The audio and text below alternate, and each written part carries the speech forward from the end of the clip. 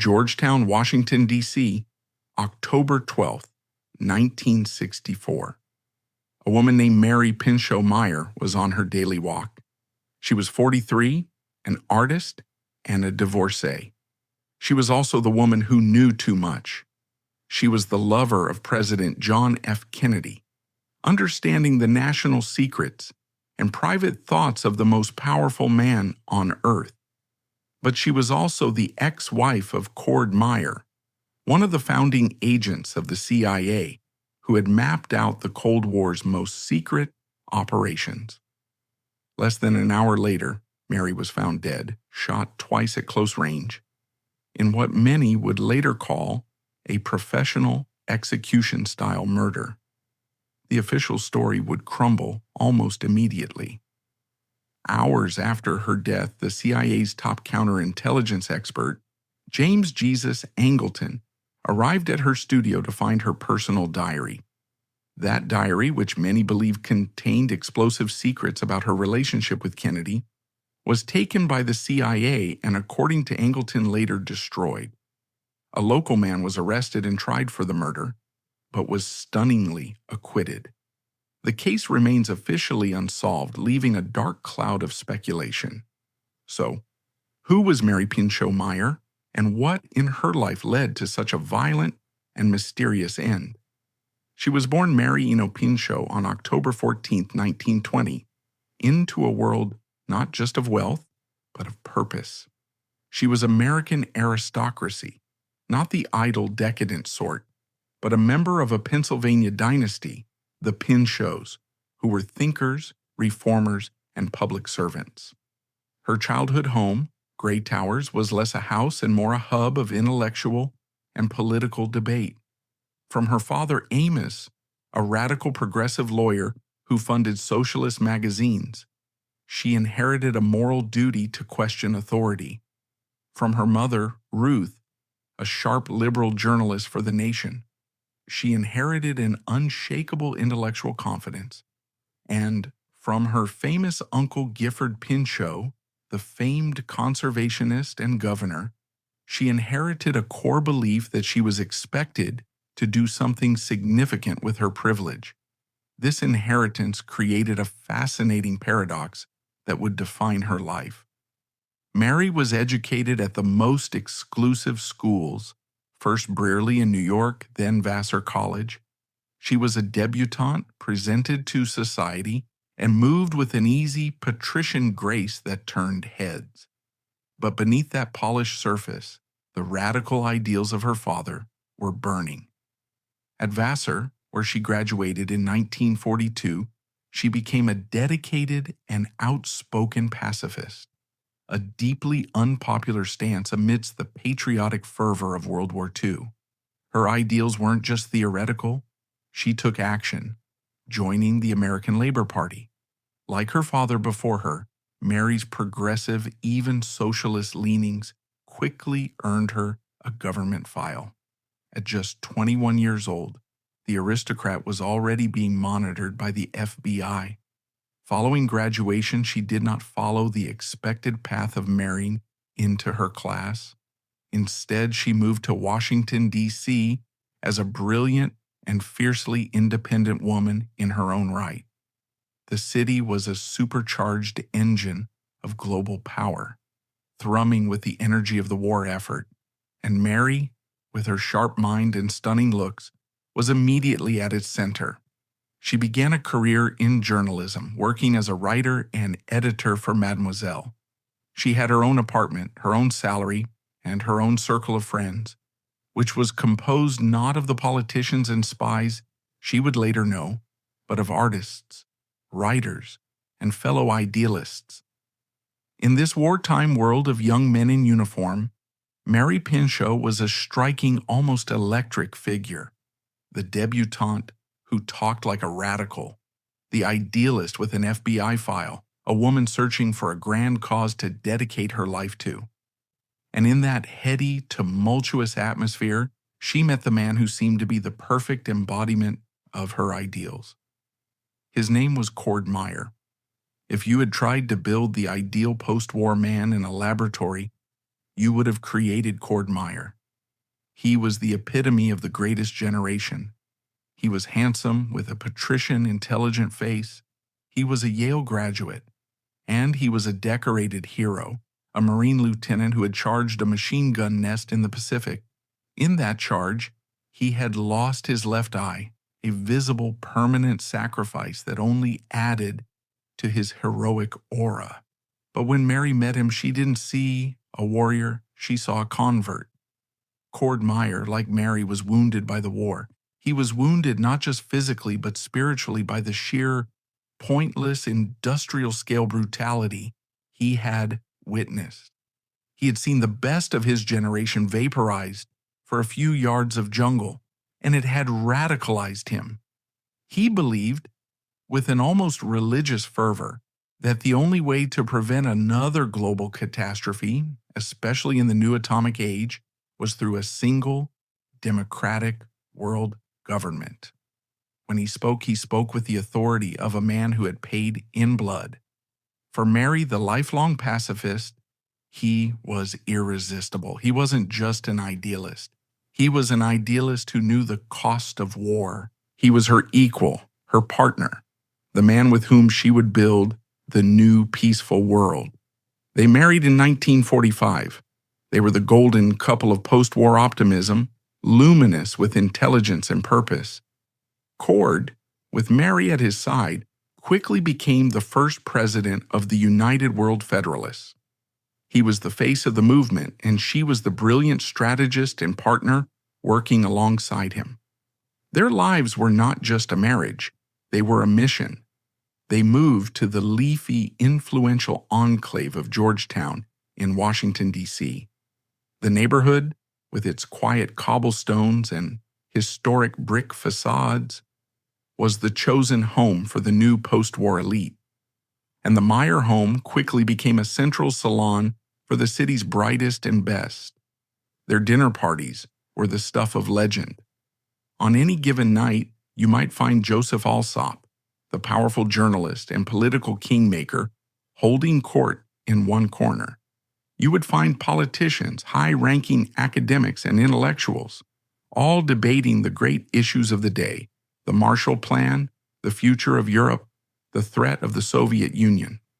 And increasingly, their circle included a different sort of pioneer. Their friends were the men who were building America's new peacetime intelligence apparatus from the ground up. Among their closest friends was a brilliant, eccentric, and deeply paranoid man named James Jesus Angleton. Angleton, a fellow Yale graduate, was a lover of poetry, a grower of orchids, and, even then, a master of the dark arts of espionage. He would soon become the legendary head of counterintelligence for the newly formed Central Intelligence Agency. Angleton was so close to the Meyers that he became the godfather to two of their sons, Quentin and Michael. Another regular at their table was Richard Helms, a suave, quiet operator who would one day become a director of the CIA. This was Mary's world. It was a heady, incestuous, and intoxicating brew. In Georgetown, spies, politicians, and journalists didn't just work in the same city. They lived in each other's pockets. They drank at the same dinner tables, their children played together, and their wives traded secrets.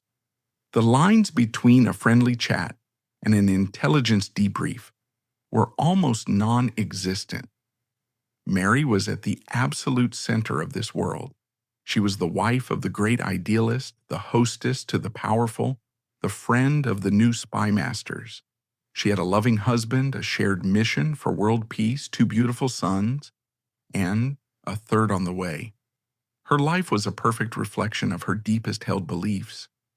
But in this insulated world, a profound shift was happening. The bright optimism of the post-war years, the dream of one world that Mary and Cord had built their lives on, was colliding with the cold, hard, creeping paranoia of the Cold War. A new invisible battle was beginning, and the men Mary served drinks to were its first soldiers. And in 1951, that collision, That betrayal of ideals happened inside Mary's own home. Her husband, Cord Meyer, the great pacifist, the wounded hero, the advocate for world government, was recruited into the CIA by Allen Dulles himself. The reasons were complex, perhaps disillusionment with the fading world federalist movement, perhaps a feeling that the only way to fight the new insidious Soviet threat was from the inside. But for Mary, the committed pacifist, the woman who had been monitored by the FBI for her radical beliefs, it was a betrayal of everything they stood for. The man she had married to end war had just become a warrior in a new secret one. The golden couple was fractured, and Mary Pinchot Meyer, the idealist, was now, to her horror, a spy's wife. That new title, spy's wife, was not just a label, it was a prison. The betrayal of 1951 cast a permanent shadow over their golden couple image. While Mary was forced to continue playing the part of the perfect Georgetown hostess, her husband Cord rose through the ranks of the very dirty tricks division she despised. This new life of secrets and hypocrisy lived among men like James Angleton began to eat away at her, forcing her to seek a private, internal escape. On the surface, life in Georgetown continued unchanged. Their home remained a central salon, the dinner parties continued, the ice clinked in the highball glasses, and the smoke-filled rooms buzzed with the same high-minded, urgent conversations about the state of the world. The same faces cycled through, the journalists like Joe Alsop, the politicians, the academics, and of course the colleagues. James Jesus Angleton, their son's godfather, no longer just an eccentric friend but now the spectral chief of the agency's counterintelligence, would drift through, his eyes missing nothing.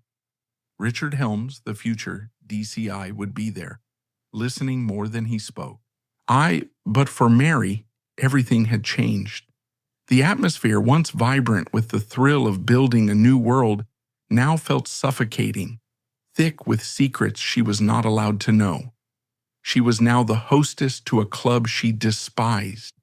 She was living a life that she found, in her very bones, to be morally repugnant.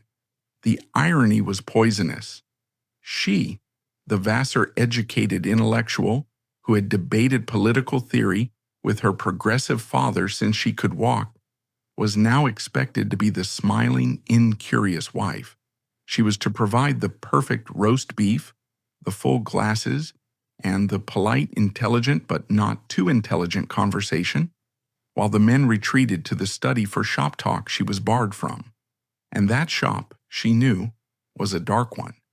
Cord was not a simple analyst pushing papers. He was recruited by Allen Dulles himself and rose with alarming speed through the ranks of the clandestine services, the agency's dark arts division. He was a key manager in what was colloquially known as the dirty tricks department. He was given stewardship of the CIA's international organizations, running massive, well-funded operations like Radio Free Europe and Radio Liberty. To the public, these were benign beacons of truth, broadcasting news and Western culture into the oppressed Eastern Bloc. Mary knew better. She knew they were colossal, complex propaganda machines designed to pump a curated version of reality behind the Iron Curtain, to foment dissent, and to wage psychological warfare. It was the very antithesis of the world government they had once championed. Their old dream was about uniting the world. His new job was about cleaving it in two. The tension in the marriage was no longer a hairline crack, it was a chasm. The silence in their home, once filled with shared purpose, now became a weapon. Mary, still the idealist, would challenge him. She would bring up the principles of the UN Charter, the ideals of the Progressive Party, the very words he used to speak on stage as head of the World Federalists. He would respond with the cold, unassailable logic of the new Cold War pragmatism. He would talk about the Soviet threat, about the moral necessity of fighting fire with fire, about the real world versus her naive ideals. He would use the impenetrable shield of national security to deflect her most pointed questions. "You don't understand what's at stake, Mary." "What I understand," she might have retorted, her voice low and sharp, "is that we are becoming the very thing we swore to fight." But he could not or would not engage.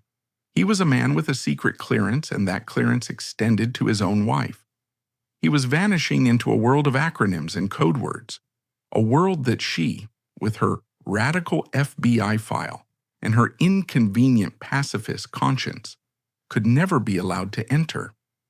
The spy's ultimate defense against an unhappy marriage was the one he used against his enemies: compartmentation.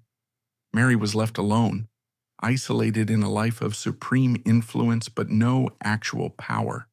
She was surrounded by the men who were pulling the levers of the globe, yet she was treated as little more than a beautiful, trusted decoration. She was living a lie, and the hypocrisy was eating her alive. She began to turn inward. She had 3 sons now, Quentin, Michael, and Mark. She focused on them, on creating a small bubble of normalcy and love inside the pressurized cabin of Georgetown. But her mind, sharp and restless, needed more. It needed an escape. It needed a place where truth still mattered. She found it in her art. Mary had always painted. It was a skill befitting a woman of her class, like speaking French or playing tennis. But now, it became something else entirely. It became a lifeline, a necessary act of rebellion. In a life defined by secrets, lies, and moral compromise, the canvas was the only place left for pure honesty. She began to paint with a new, ferocious intensity.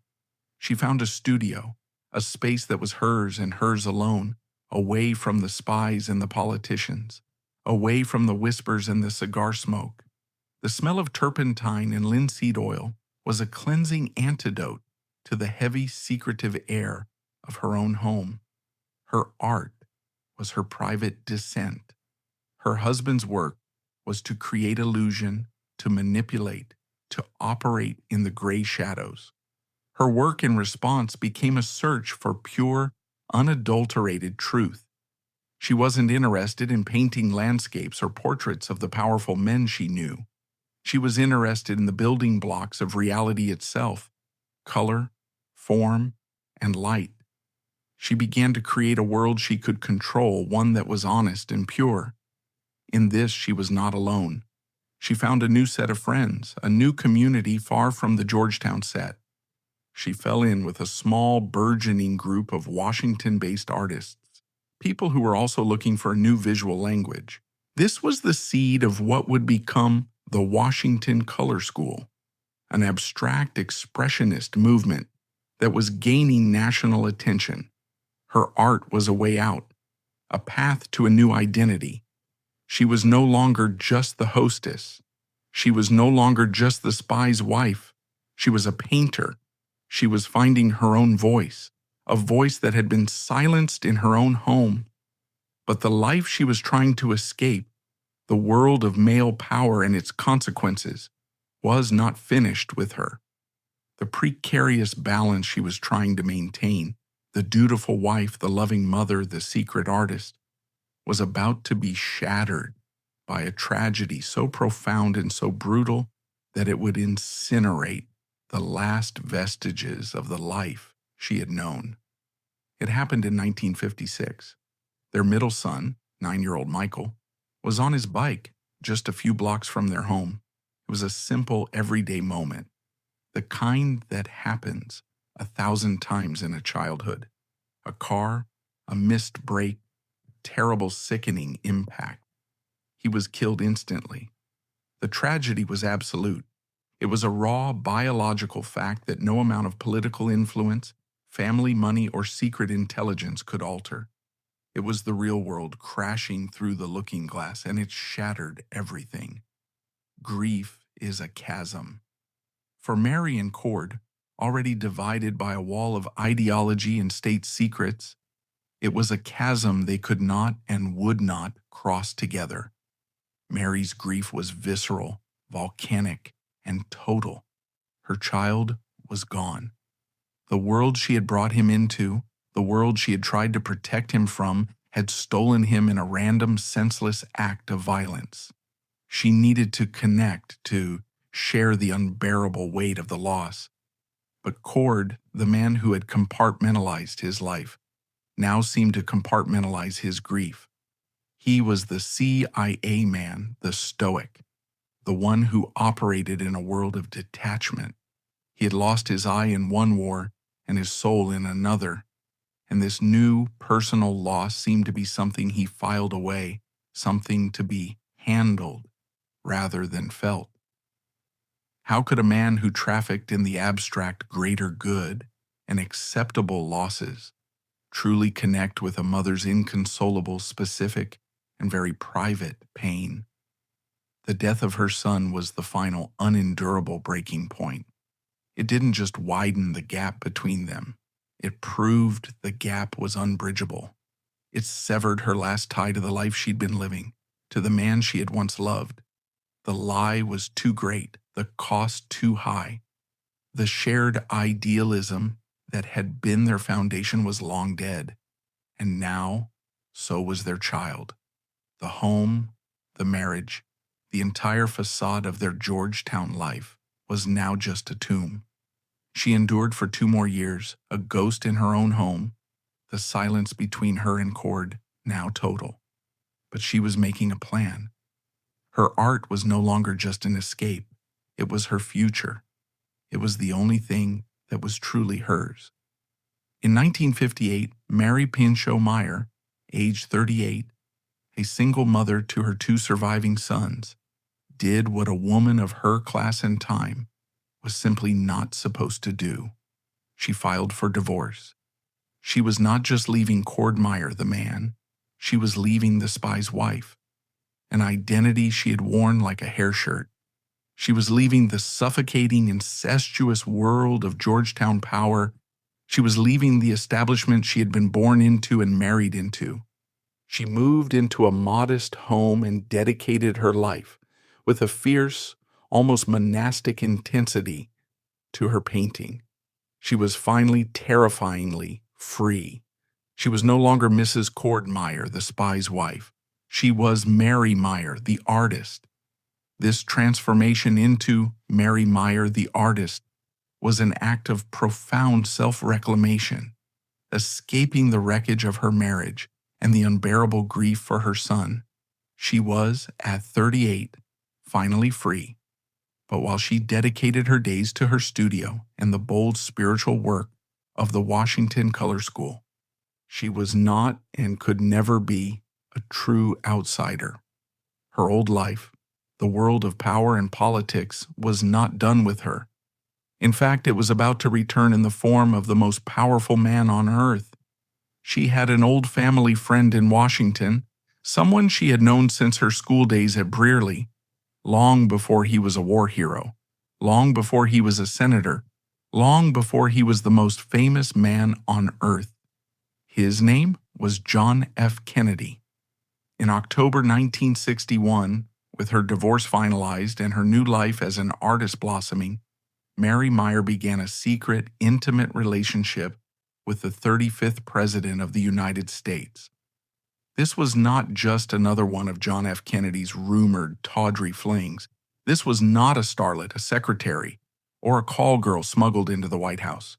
The White House logbooks, later declassified, show that Mary visited the private quarters of the White House frequently and almost invariably when Jackie Kennedy was out of town.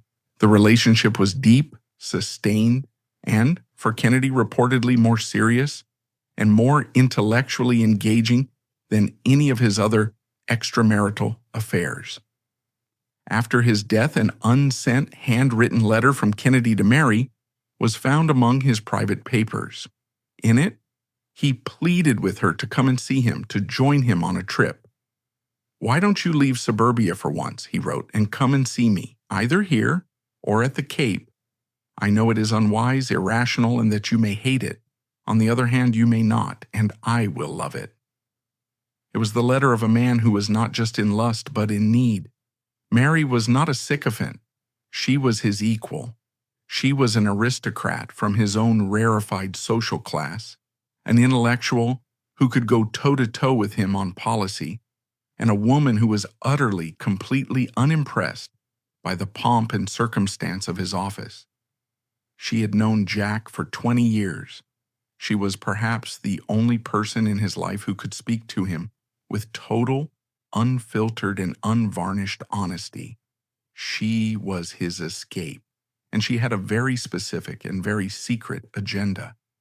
Mary had not abandoned the pacifist ideals of her Vassar days. She had not forgotten the progressive principles of her father, Amos. She had spent a decade married to a man who represented the hard, cold logic of the Cold War, and she had come to believe that this logic was a form of collective insanity, a death cult that would, if left unchecked, lead to nuclear annihilation. By this time, she had also become a deep believer in the transformative power of psychedelic drugs. She had sought out and befriended Timothy Leary, the brilliant, charismatic Harvard psychologist who was turning on the intellectual and artistic elite to psilocybin and LSD.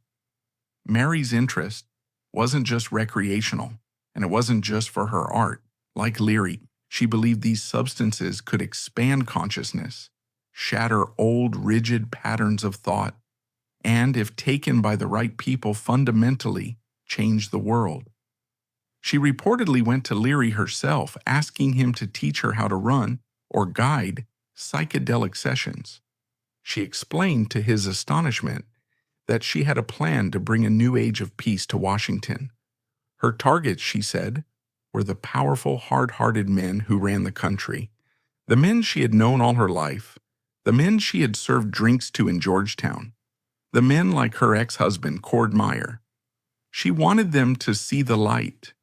She believed if they could, for just one afternoon, experience the profound sense of unity and interconnectedness that LSD could provide, they would be unable to continue their cold, cynical games of mutually assured destruction. They would be forced to abandon the Cold War and embrace peace. This is where Mary's story moves from history into explosive, uncorroborated legend. In his autobiography, Timothy Leary made a shocking claim. He alleged that Mary didn't just talk about her plan. According to Leary's account, Mary brought LSD into the White House itself. He claimed that on several quiet afternoons when the First Lady was away, the artist and the president locked the door to the private quarters, and Mary Pinchot Meyer, the pacifist, guided John F. Kennedy on several consciousness-expanding psychedelic trips. This story, it must be stated, comes almost entirely from Leary. It has never been independently verified by any other source, not by White House logs, Secret Service memoirs, or Kennedy's other aides. The diary that supposedly chronicled these sessions was destroyed by James Angleton. However, whether the trips were real or not, a documented historical shift did occur. We do know that during the precise time of his relationship with Mary, President Kennedy's public posture and private policies began to shift, moving in a direction that baffled and then terrified his own military and intelligence advisors. He famously and stubbornly resisted his generals and CIA advisors during the Bay of Pigs invasion, refusing to authorize the air support that they insisted was necessary, a decision that cemented their view of him as soft.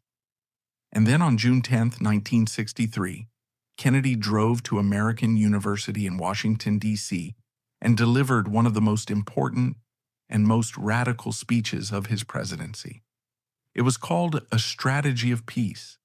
It was a complete and total repudiation of the Cold War rhetoric that had defined American politics for a generation. In it, he called for a total re-examination of the Cold War, urging Americans to see the shared humanity in their Soviet adversaries. He spoke of peace as a process, not a final, unattainable goal. He announced a new round of high-level nuclear test ban talks, and, in a show of good faith, a unilateral halt to all American atmospheric testing. It was a speech that horrified many in the Pentagon and the intelligence community, including, one can be sure, men like James Angleton and Mary's ex-husband, Cord Meyer.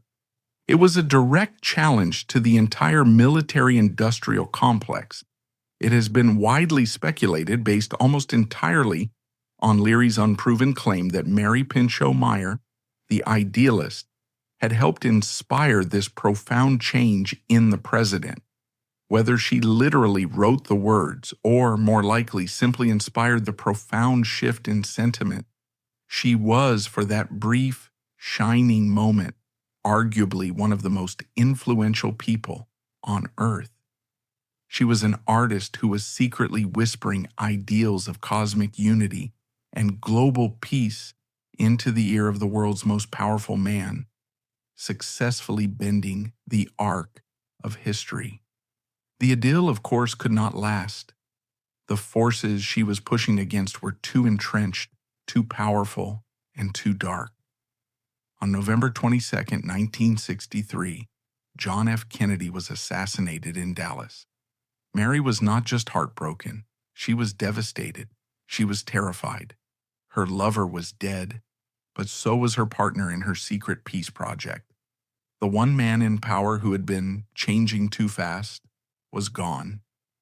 Timothy Leary later claimed he received a phone call from a weeping, frantic Mary Meyer shortly after the assassination. He said her words, whispered over the line, were chilling. They couldn't control him anymore, Mary allegedly cried. He was changing too fast. They've covered everything up, I'm afraid. Be careful.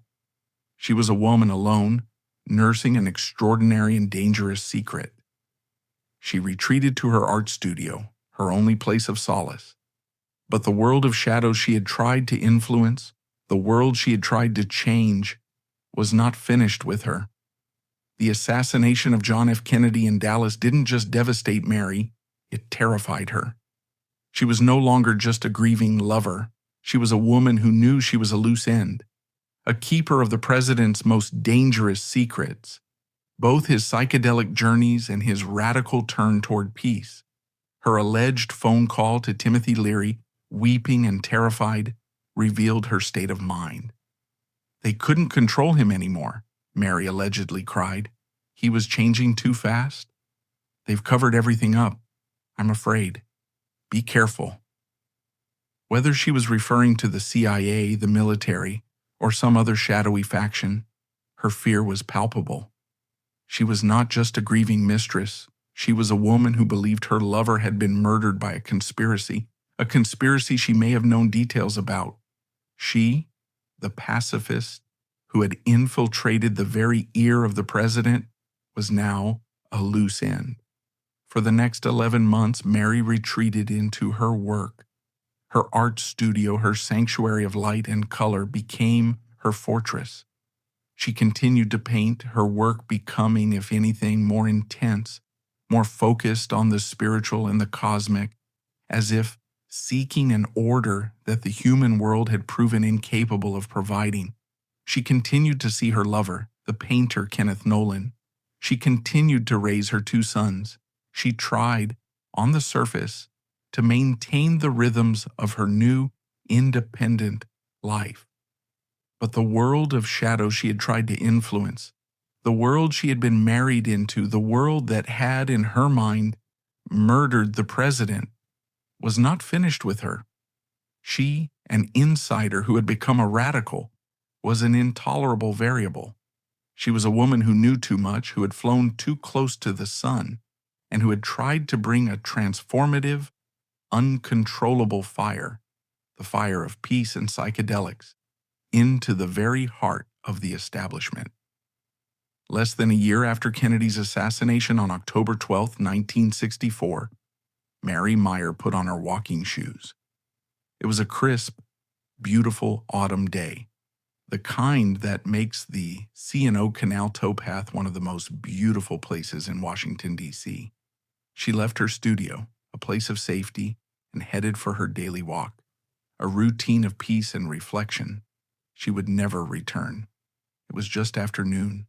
The towpath was quiet, dappled in autumn sunlight, a peaceful ribbon of nature cutting through the political artifice of the city.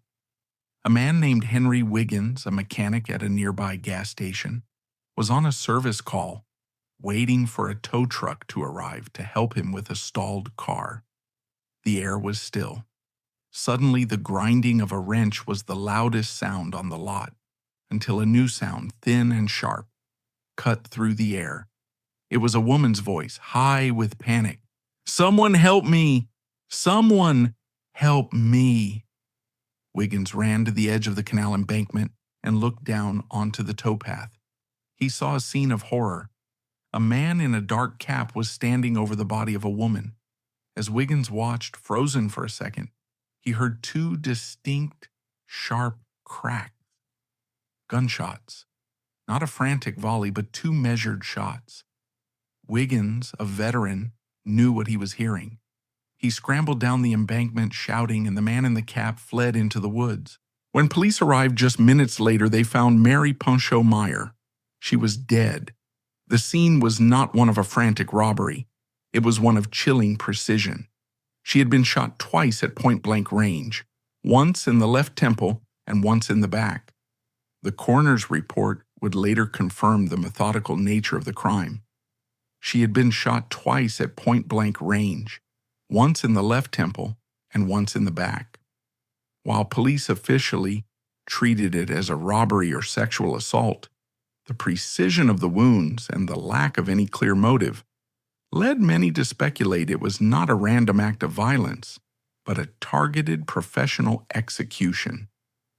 And there was another strange detail. Mary had no identification on her. Her pockets were empty. No wallet, no keys, no ID. She was, for the first few hours, a Jane Doe, a well-dressed woman murdered on a sunny afternoon. The police response was immediate. This was Georgetown. A murder on the C&O Canal, a place frequented by the wives and children of the city's elite, was a major event. They sealed the area, and a massive police dragnet swept the surrounding woods and riverbank. About 40 minutes after the murder, they found a man. He was hiding near the canal, his clothes soaking wet. His name was Ray Crump, Jr. He was a 25-year-old black laborer with a low IQ and a history of petty crime. He was small, slight, and terrified. He gave the police a series of conflicting, rambling stories. First, he claimed he had been fishing, but he had no fishing rod. Then he said he had been drinking with a woman, had fallen asleep, and, when startled by the police, had run and fallen into the canal. He was arrested on the spot and charged with the murder of Mary Pinchot Meyer.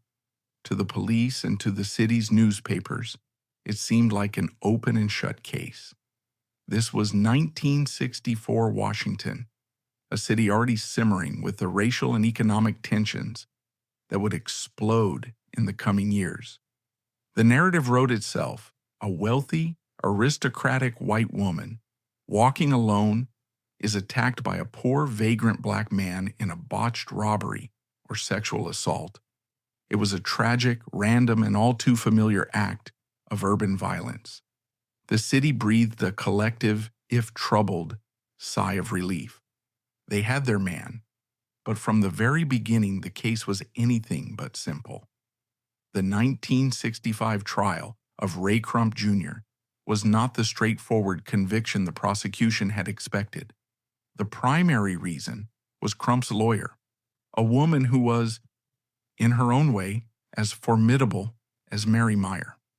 Her name was Dovie Johnson Roundtree. Roundtree was a legal, racial, and feminist pioneer. She was a former Women's Army Corps officer, an ordained minister, and one of the first black women admitted to the D.C. bar. She was a brilliant, unshakable force of nature who had built her career fighting impossible cases for the city's most marginalized residents. She took Crump's case pro bono, sensing from the start that the narrative was too neat, too clean, and too convenient. In the courtroom, Roundtree systematically and brilliantly dismantled the prosecution's entire case, piece by agonizing piece. First, there was the murder weapon. Where was it? The police had conducted one of the most exhaustive searches in D.C. history. They had drained a portion of the canal. They had used scuba teams. They had combed every inch of the riverbank and the surrounding woods. They found nothing, no gun, ever. Second, there was the witness testimony. Roundtree put Henry Wiggins, the mechanic, on the stand. He was the prosecution's star witness. He described the man he saw standing over Mary's body. He was a man of medium build, about 5'8" and weighing around 185 pounds. Roundtree then gestured to her client, Ray Crump, and likely asked him to stand. The jury saw a man who was 5'3" and weighed at the time a mere 130 pounds. He was a small, slight, almost frail man, not the solid figure Wiggins had described from the embankment. Third, there was the motive. The prosecution argued for robbery, but Mary's wallet was never found. No one could prove she had even brought one. Her valuable wristwatch was still on her arm. The robbery motive was weak, but the most damning evidence, or lack thereof, came from the FBI itself. The prosecution, it turned out, had suppressed a crucial FBI forensic report. Roundtree, through sheer force of will, managed to get it admitted. The report's conclusion was a bombshell. There was absolutely no forensic evidence whatsoever linking Ray Crump to Mary Meyer. In a crime of such brutal, close-quarters violence, a struggle, a point-blank shooting, there would have been a transfer of fibers, of hair, of blood, of skin. The FBI lab found no trace of Mary's blood or fibers on Crump. They found no trace of his fibers, skin, or hair on her. Nothing. The soaking wet clothes, which the prosecution used as a sign of his desperate escape, were just as easily explained by his own story. He was a drunk laborer who often napped by the canal and had, in his panic, fallen in. Dovey Johnson Roundtree argued to the jury that Crump was not a killer. He was a patsy, a scapegoat. He was the poor black half-witted man who was the easiest person to blame for the death of a powerful white woman, a convenient solution to an inconvenient crime. On July 29, 1965, the jury, a diverse panel of Crump's peers, deliberated. They returned a verdict, not guilty on all charges. Ray Crump Jr. was set free. The courtroom was in an uproar. The police and the prosecution were stunned and furious. The open and shut case had been blown wide open, and the city was left with a terrifying reality. The murder of Mary Pinchot Meyer was, and remains to this day, officially unsolved. While the public's attention was focused on the trial of Ray Crump Jr., the real story had already taken place, hidden from the press and the police. This shadow narrative began just hours after the murder, with a series of phone calls and actions that proved the CIA was not just interested in Mary's death, they were actively managing it. The timeline of their involvement, which began long before the police even knew her name, reveals everything. To understand what happened, you have to understand the timeline.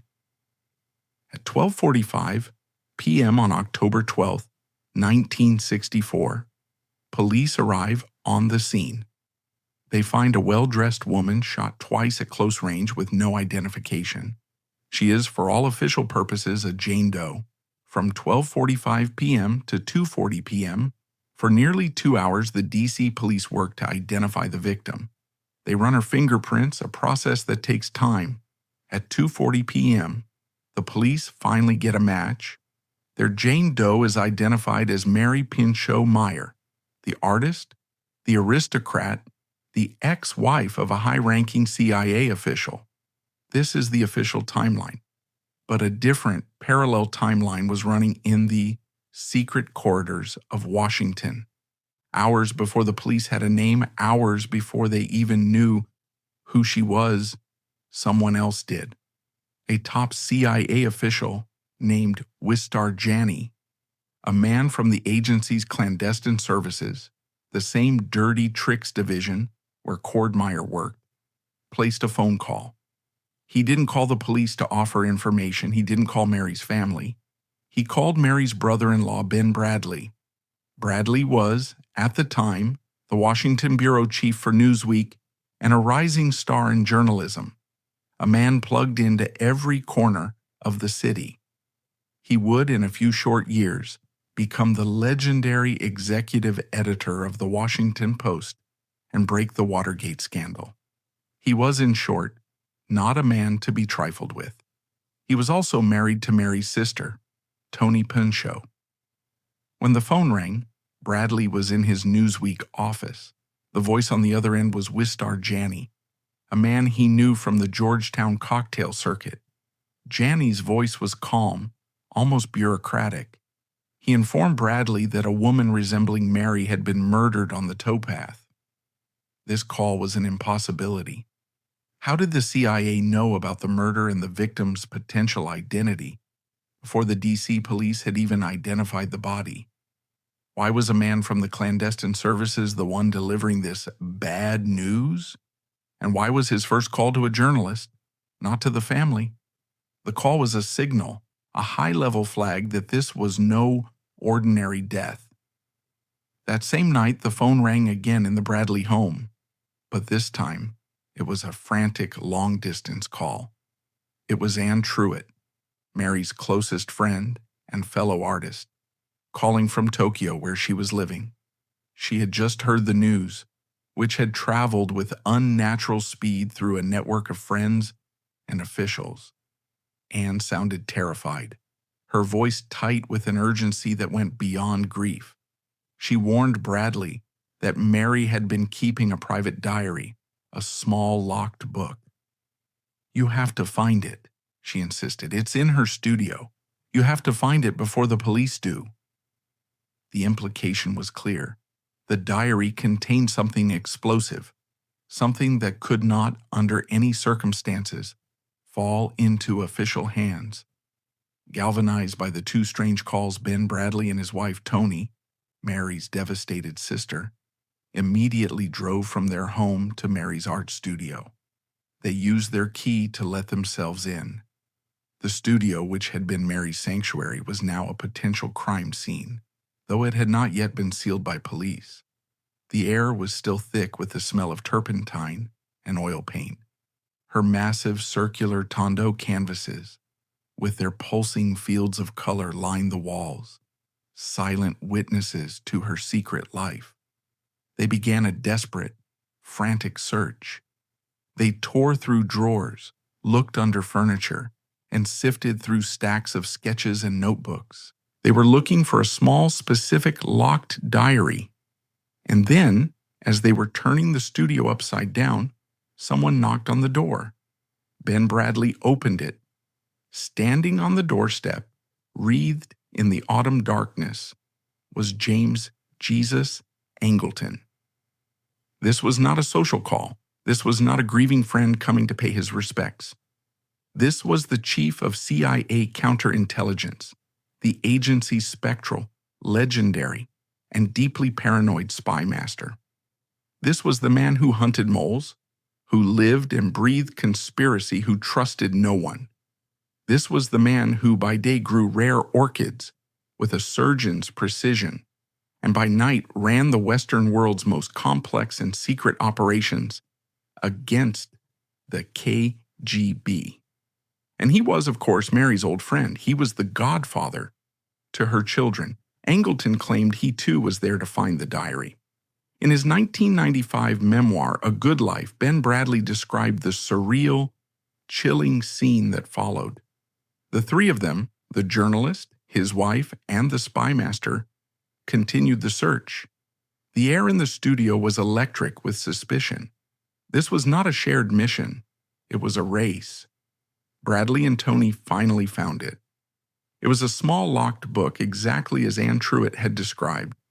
According to Bradley's account, as they were securing it, he caught Angleton, the nation's top spy catcher, red-handed. Bradley wrote that the CIA chief, having failed to find the diary himself, was in another part of the studio using a set of tools, actively trying to pick the lock on a different door or cabinet, searching for the very item Bradley now held. The mask had slipped. Angleton was not there as a friend. He was there on an operation. A tense, extraordinary negotiation followed there in the studio, surrounded by Mary's paintings. Angleton, the powerful CIA chief, insisted that the diary must be secured. He argued that its contents, which he seemed to know all about, posed a grave and immediate threat. He spoke of national security. He argued that the diary, which he claimed detailed Mary's affair with the late president and possibly her experiments with LSD, could not be allowed to fall into the hands of the police, the press, or, God forbid, the Soviets. It would, he insisted, do irreparable damage to the reputation of the martyred John F. Kennedy. Ben Bradley, the journalist, was now in an impossible position. His journalistic instincts screamed at him to keep the diary.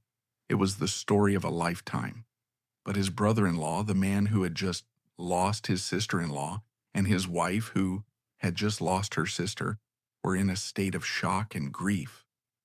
Ultimately, the establishment man won. Angleton, with the full invisible weight of the Central Intelligence Agency behind him, was persuasive. He was the voice of responsibility in a moment of crisis. Ben and Tony Bradley, two grieving family members outmaneuvered by a master spy, gave the diary to James Angleton, the nation's top spy catcher. The man who buried the state's darkest secrets took Mary's most private thoughts, her account of her life, her art, her affair with a president, her fears, her hopes, her potential knowledge of a conspiracy, and drove away with it into the Washington night. He later assured the Bradleys that the diary had been summarily destroyed at CIA headquarters, burned, its secrets turned to ash forever.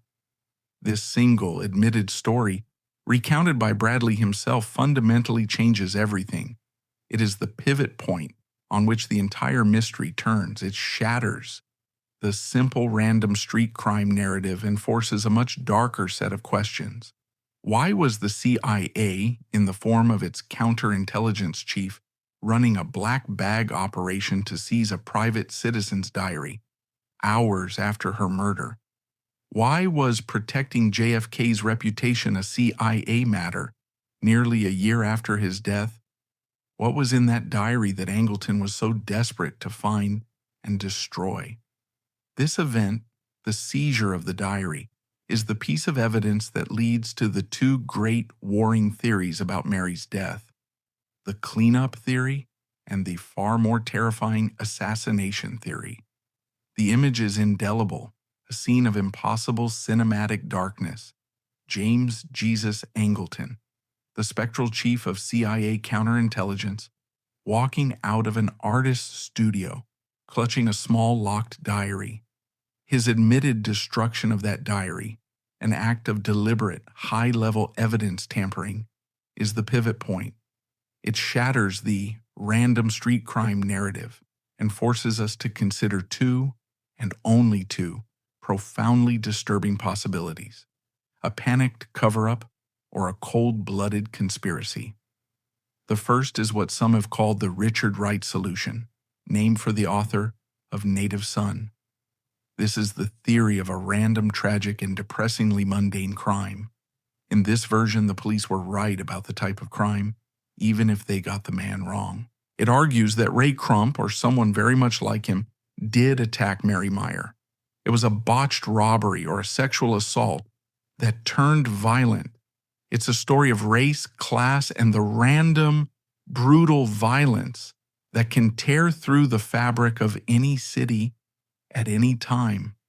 Mary, the aristocrat, was simply in the wrong place at the wrong time, a victim of the very social and economic tensions her progressive father had spent his life trying to fix. In this theory, the CIA's intervention was not the cause of the murder. It was a reaction to it. It was a panicked, after-the-fact cleanup operation. Imagine the scene. A high-level alert goes out. A woman has been murdered on the C&O Canal. Her fingerprints identify her as Mary Pinchot Meyer. The name flashes across wires that are invisible to the public. This is Cord Meyer's ex-wife. This is JFK's lover. In the halls of the CIA, the primary concern was not who killed her, but what did she have on her, and what was in her studio. James Angleton, the man whose entire life was dedicated to protecting the agency, would have seen this not as a homicide, but as a catastrophic intelligence breach.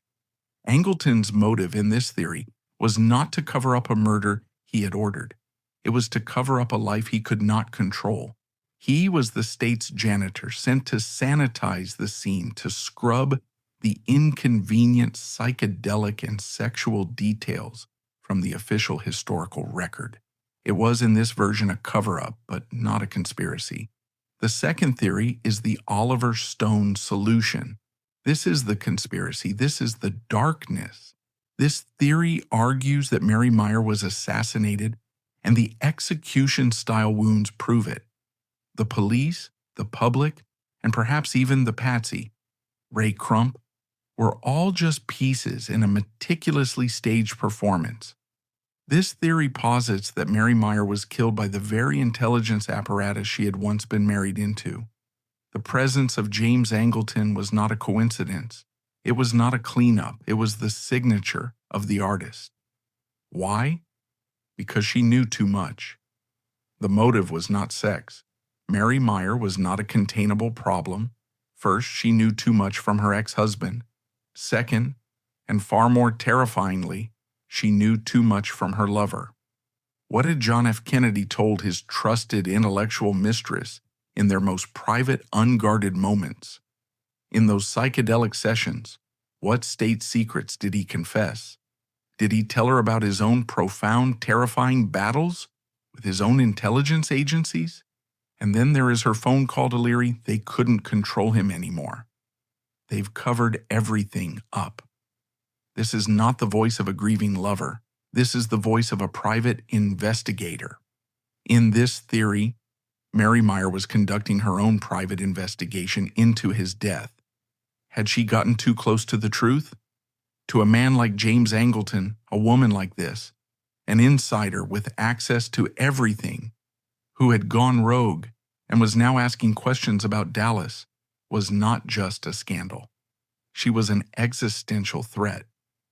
And in the cold, brutal logic of the Cold War, threats are not managed. They are eliminated. The murder of Mary Meyer was the final bloody footnote to the assassination in Dallas. The legacy of Mary Pinchot Meyer is this battleground of narratives. Was she the artist, the lover, the idealist, or the victim?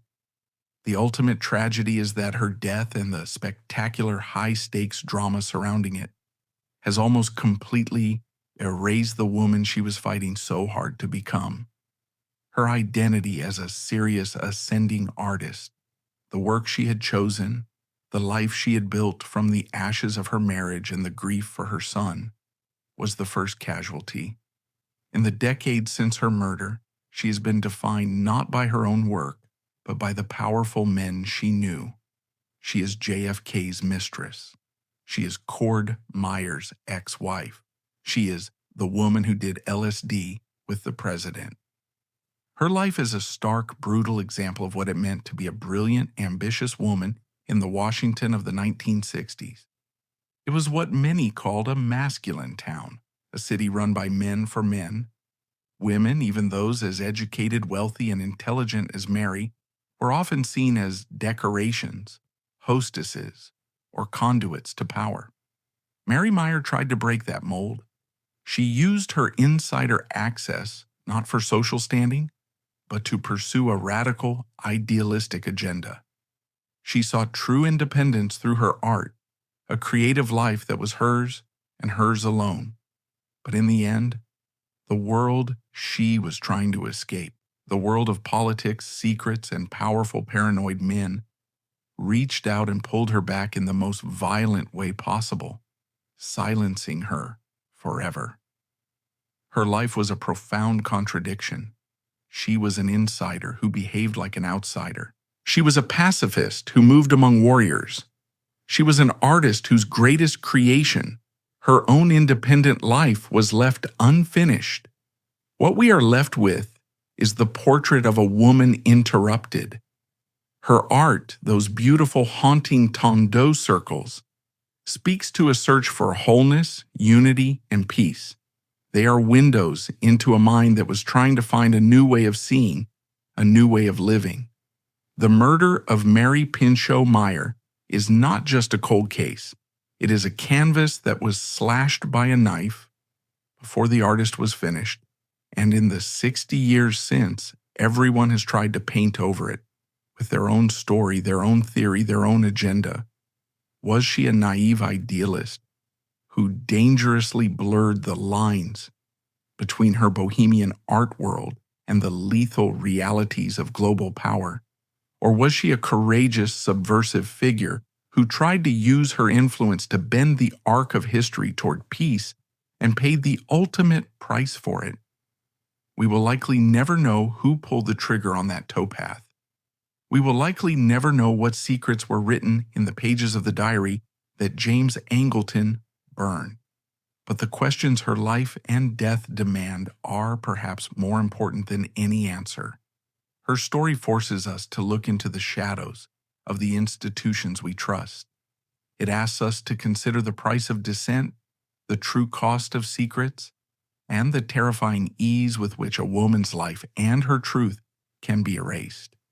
Mary Pinchot Meyer was an artist who sought to capture light and color, but she lived and died in a world of gray, a world of shadows, intrigue, and unresolved mystery. Her life, like her art, remains a beautiful, haunting, and deeply unsettling enigma.